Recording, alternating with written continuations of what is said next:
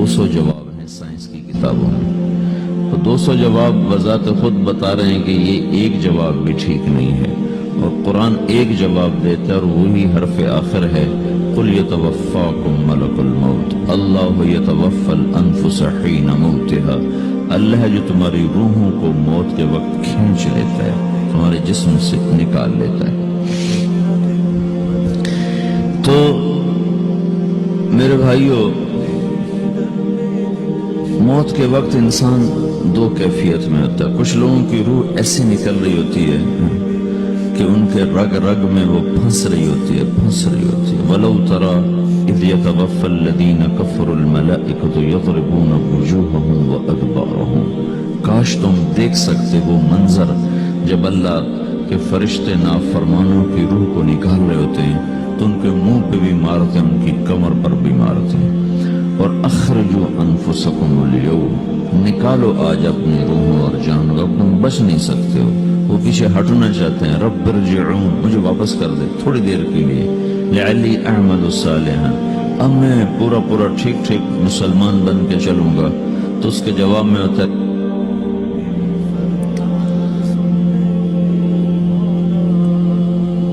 اور حدیث پاک میں آتا ہے کہ ملک الموت اترتا ہے، اس کے ساتھ 4 فرشتے ہوتے ہیں، وہ 4 فرشتے آتے اس کی پٹائی شروع کر دیتے ہیں۔ پرسوں یہ حدیث میں نے پڑھی ابن ماجہ میں کہ ملک الموت کہتا ہے ایتھا النفس الخبیثہ کانت فی الجسد الخبیث، اے خبیث روح جو خبیث جسم میں تھی، اخرج باہر آؤ۔ وہ واپس تو ہو نہیں سکتا، اپنے آپ کو روک تو سکتا نہیں، تو وہ حیران پریشان خوف زدہ، تو اس کے جواب میں اس کو ملک الموت کہتا ابشری بحمیم وغساق وآخر من شکلہ ازواج، تیار ہو جا خوفناک عذاب کے لیے اور کھولتے پانیوں کے لیے، کانٹے دار جھاڑیوں کے لیے، اور بے شمار عذاب کی شکلوں کے لیے۔ تو اس کی روح کو جب کھینچتے ہیں تو رگ رگ سے وہ کٹ کے نکلتی ہے، تو سارا وجود زیر و زبر ہوتا ہے، سکرات کا درد ساری دنیا کے دردوں پر حاوی ہے۔ جب اس کی روح نکلتی ہے اور اس کو لے کر آسمان پر چلتے ہیں تو دروازے پر پہنچتے ہیں تو اندر سے فرشتے پوچھتے ہیں کون ہے؟ کہتے ہیں فلاں کا بیٹا ہے۔ کا نفس خبیثہ فی الجسد الخبیث، یہ تو وہی بدماش ہے جو بدماش جسم میں تھا، یہ وہ بدبخت روح ہے جو بدبخت جسم میں تھی، اس کے لیے آسمان کے دروازے نہیں کھول سکتے، اسے واپس کر دیا جائے۔ تو آسمان کے دروازے لا تفتح لهم ابواب السماء ولا يدخلون الجنة حتى يلج الجمل في سم الخياط، کہ ان کے لیے آسمان کے دروازے نہیں کھلیں گے اور ان کے لیے جنت کے دروازے نہیں کھلیں گے، پھر یہ وہاں سے نیچے گرائے جاتے ہیں جو اللہ کا قید خانہ ہے سجین، وما ادراک ما سجین کتاب مرقوم، وہ تمہیں خبر نہیں کہ وہ کیا خوفناک قید خانہ ہے جو اللہ تعالیٰ نے بنایا ہے، اسے وہاں دھکیل دیا جاتا ہے۔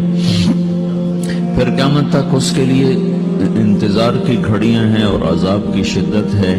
اور جب کوئی نیک آدمی اللہ تعالیٰ کے دربار میں جانے کا اس کا وقت آتا ہے تو اللہ تبارک و تعالیٰ فرماتے ہیں ان الذین قالوا ربنا اللہ ثم استقاموا تتنزل علیہم الملائکۃ الا تخافوا ولا تحزنوا وابشروا بالجنة التي كنتم توعدون نحن اولیاؤکم فی الحیاة الدنیا وفی الآخرہ ولکم فیہا ما تشتہی انفسکم ولکم فیہا ما تدعون نزل من غفور الرحیم۔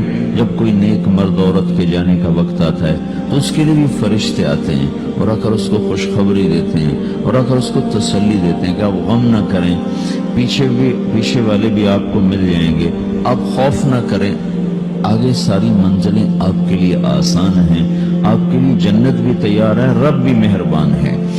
اور حدیث پاک میں آتا ہے کہ ملک الموت اور 4 فرشتے آتے ہیں، وہ 4 فرشتے اس کو سہلاتے ہیں، دباتے ہیں کہ موت کا درد اسے محسوس نہ ہو، اور ملک الموت فرماتے ہیں ایتھا النفس الحمیدہ کانت فی الجسد الحمید اخرجی، اے نیک روح جو نیک جسم میں تھی باہر آؤ۔ کیا کرو؟ وَأَبْشِرِي بِرَوْحٍ وَرَيْحَانٍ وَرَبٍّ رَاضٍ عَنْكِ غَيْرِ غَضْبَانٍ، آپ کو بشارت ہو، آپ کے لیے جنت تیار ہو چکی ہے اور وہاں کی ساری نعمتیں آپ کے لیے میسر ہو چکی ہیں، اور اللہ آپ پہ راضی ہو چکا ہے اور اللہ آپ پہ خوش ہو چکا ہے۔ اس پر اس کی روح کو نکالا جاتا ہے، پھر سارے فرشتے اس کو استقبال کے ساتھ جب آسمان پر لے جاتے ہیں تو اندر سے پوچھتے ہیں کون ہے؟ کہ فلاں فلاں کا بیٹا، فلاں فلاں کی بیٹی۔ کہتے ہیں نفس حمیدہ فی جسد حمید، یہ تو نیک روح تھی جو نیک جسم میں تھی، مرحبا بہی، اس کو ہم سب استقبال کس کا کرتے ہیں، اور ایک دم آسمان کے دروازے کھلتے ہیں، پھر وہ پہلا، دوسرا، تیسرا، چوتھا سارے آسمان پار کرتا ہوا اللہ پاک کے عرش کے نیچے کے جا کر، مرد ہے یا عورت، وہاں جا کر سجدے میں سر رکھتا ہے، اور اللہ تعالیٰ فرماتے ہیں ہاں اس نے ہمیں خوش کیا، ہم اسے خوش کریں گے، اور اس کو عافیت کے ساتھ وہاں آسمان میں، پہلے آسمان سے لے کر اللہ کے عرش تک یہ سب ویٹنگ روم بنے ہوئے، جہاں اللہ اپنے اپنے درجات کے مطابق جنت والوں کو ٹھہراتا ہے، اور وہ انتظار گاہ ہے، اور وقت ختم ہو جاتا ہے، لہذا انتظار کی جو تکلیف ہے وہ بھی ختم ہو جاتی ہے۔ وقت ختم تو انتظار کا احساس ختم، اور ٹائم کے گزرنے کا احساس ختم۔ تو جیسے اصحاب کہف کو اللہ نے غار میں داخل کر کے تو غار کے اندر سے وقت کو نکال کے باہر پھینک دیا، باہر 300 سال گزرے، اندر آدھا ہی دن گزرا تھا۔ وہ جب اٹھے تو وہ 25 برس کا نوجوان 325 سال کا ہو کے نہیں اٹھا، وہ 25 سال کی عمر میں اٹھا ہے، نہ ناخن بڑا ہے، نہ مونچھیں بڑی ہیں، نہ ان کی داڑیاں لمبی ہوئی ہیں، چونکہ تو زندہ تھے، مر نہیں گئے تھے، تو زندہ کے تو بال بھی بڑھتے ہیں، ناخن بھی بڑھتے ہیں، لیکن وہ اس طرح اٹھے کہ 300 برس گزر گئے، اور 25 برس کا نوجوان 25 سال کی عمر میں اٹھا ہے، 20 برس کا 20 برس کی عمر میں اٹھا ہے، اور وہ کہنے لگے کم لبثنا، بھائی کتنا ٹھہرے ہیں، کہ یومن او بعض یومن، لگتا ہے کوئی دن آدھا دن ٹھہرے ہیں۔ وہ صحیح کہہ رہے تھے، باہر اللہ تعالیٰ نے وقت کی گھڑی کو چلائے رکھا، اور اندر غار میں اس کو سوئچ آف کر دیا، نکال دیا، یہاں وقت کو داخل نہیں ہونے دیا، تو وقت کے گزرنے سے جو بھی اثرات مرتب ہوتے ہیں ان پر مرتب نہیں ہوئے، تو وہ 20 آدھے دن کے بعد اٹھے ہیں، باہر 300 سال، اندر آدھا دن۔ یہی کچھ اللہ تبارک و تعالیٰ برزخ میں کر دیتا ہے، وقت کو ختم کر دیتا ہے، گزرنے کا احساس نہیں ہوتا ہے۔ تو اس طرح میرے عزیزو، یہ 2 موتیں ہر انسان دیکھتا ہے، جب وہ جنت کے فرشتوں کا استقبال دیکھتا ہے، یہ جہنم کے فرشتوں کی مار اور پٹائی کو سہتا ہے۔ رابعہ بصری رحمت اللہ علیہ کا انتقال ہونے لگا تو انہوں نے رات کو فوت ہوئی، تو انہوں نے اپنی خادمہ کو بلا کے فرمایا کہ کسی کو بتانا نہیں، جب میں مر جاؤں تو پڑوس میں 2-4 کو بلا کر نا میرا جنازہ پڑھوا دینا، اور جس کرتے میں تہجد پڑھتی تھی وہی میرا کفن بنا دینا، اور صبح بے شک لوگوں کو بتا دینا، میرے مرنے کے بعد میری میت کو رکھنا نہیں، فوراً دبا دینا۔ تو ان کا انتقال ہوا تو انہوں نے پڑوس کے 2-4-10-20 آدمی بلائے، اور ان کی تدفین تجہیز سب کچھ ہو گئی، صبح شور مچا کے وہ رابعہ بصری کا انتقال ہو گیا۔ تو اگلے دن وہ خواب میں اس خادمہ کو ملی اور کہا بیٹی تیری بڑی مہربانی، تو نے میری وصیت کے مطابق عمل کیا۔ اس نے دیکھا کہ انہوں نے ایک خوبصورت سبز لباس پہنا ہوا ہے، تو وہ فرمانے لگی، انہوں نے سوال کیا کہ آپ کے ساتھ قبر میں کیا ہوا؟ تو وہ کہنے لگی کہ میرے پاس منکر نکیر آئے تھے اور مجھ سے کہنے لگے من ربکی، تیرا رب کون ہے؟ تو میں نے کہا سبحان اللہ، 40 برس جس کو میں نہ بھولا سکی اس کو 4 ہاتھ زمین میں آ کے میں بھول جاؤں گی۔ ان کا 42 برس کی عمر میں انتقال ہوا تھا۔ تو وہ کہنے لگے سبحان اللہ، جس کو میں 40 برس نہ بھولا سکی میں اسے 4 ہاتھ زمین کے اندر آ کے بھول جاؤں گی۔ تو منکر نکیر کہنے لگے اس کا کیا حساب لینا؟ پھر انہوں نے پوچھا کہ وہ آپ کا وہ کرتا کہاں گیا تہجد والا جس میں آپ کو کفن دیا تھا؟ کہا وہ اللہ نے مجھ سے لے لیا ہے اور میرے اعمال کے خزانے میں رکھ دیا ہے، قیامت کے دن میرا وہ کرتا بھی میرے ترازو میں تولا جائے گا، اور مجھے یہ لباس پہنایا ہے جو جنت کا لباس ہے۔ یہ بھی ایک موت ہے، اس طرح بھی لوگ مرتے ہیں۔ اور دوسری بھی ایک موت ہے، ہمارے علاقے کی بتا رہا ہوں، اپنے علاقے کی۔ ایک ذمہ دار مر گیا، اس کی قبر کھودی، ساری بچھوؤں سے بھری، ایسے جیسے چیونٹیاں پھر رہی ہوتی۔ وہ بند کر کے دوسری کھودی، ساری بچھوؤں سے بھری ہوئی، پھر وہ بند کر کے تیسری کھودی، ساری بچھوؤں سے بھری ہوئی۔ قبرستان میں اتنے بچھو کہاں سے آ گئے؟ یہ زمین کے بچھو نہیں ہے، یہ آخرت کی بلائیں ہیں جس کے ساتھ اب اسے قیامت تک رہنا ہے اور گزارا کرنا ہے۔ تو یہ دو طرح کی موتیں روزانہ لوگ مرتے ہیں، روزانہ لوگ مرتے ہیں۔ جب نماز کا وقت ہوتا ہے ملک الموت ساری دنیا کا چکر لگاتا ہے اور دیکھتا ہے کون پڑھ رہا ہے کون نہیں پڑھ رہا، کون پڑھ رہا ہے کون نہیں پڑھ رہا۔ جو نماز کی پابندی کرتا ہے اس کی موت آسانی سے ہوتی، جو نماز میں غفلت کرتا ہے اس کے ساتھ موت کے وقت شدت اور سختی اختیار کی جاتی۔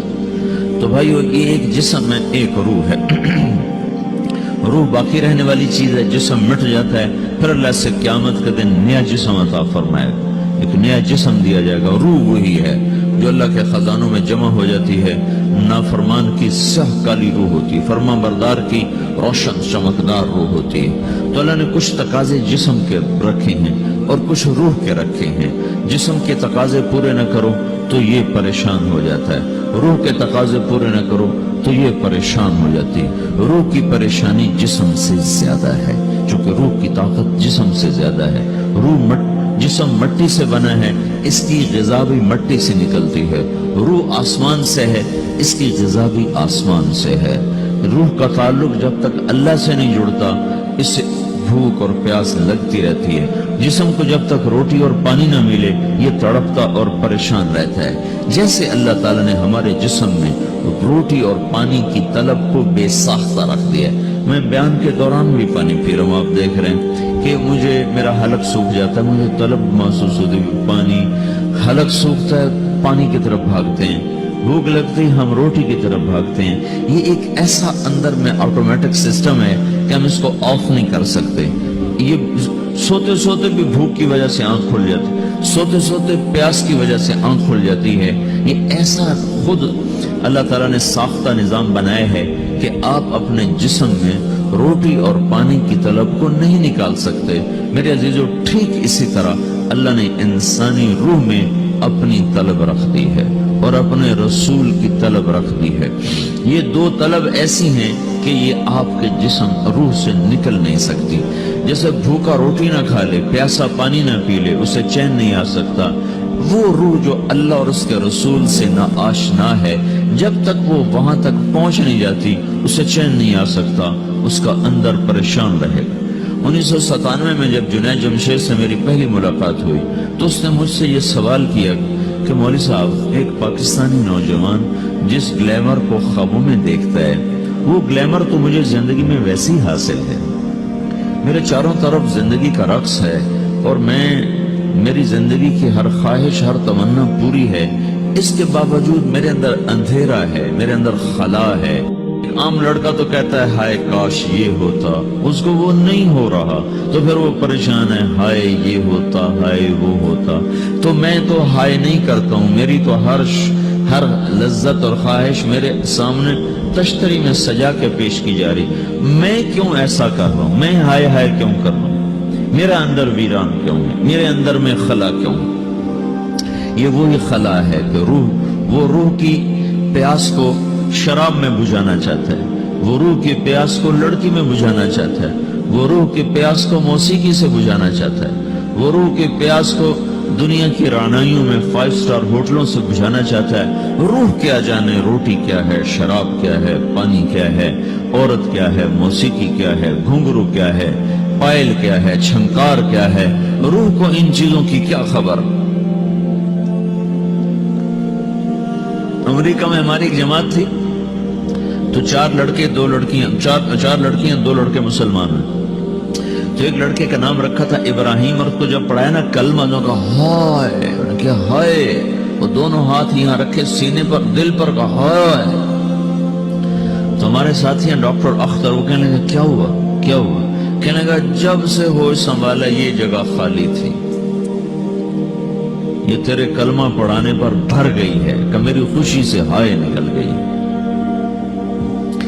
یہ جگہ خالی رہے گی، یہاں شراب نہیں پہنچ سکتی، یہاں نغمہ اور موسیقی نہیں پہنچ سکتی، یہاں تالے لگے ہوئے ہیں، یہاں تک کوئی آواز نہیں جا سکتی۔ دل کے تاروں پر ایک ہی نغمہ چڑھ سکتا ہے اور وہ اللہ کی یاد کا ہے اور اللہ کی محبت کا ہے اور اللہ کے رسول کی محبت کا ہے. باقی کوئی مضراب ایسا نہیں جو ان تاروں کو چھیڑ سکے. باقی کوئی چیز آواز ایسی نہیں جو دل کی دنیا پر جا کر دستک دے سکے. یہاں بند دروازے ہیں. یہاں صرف اللہ پہنچے گا, اللہ کے رسول کا تعلق پہنچے گا. باقی کوئی چیز یہاں نہیں جا سکتی. صحابی ہے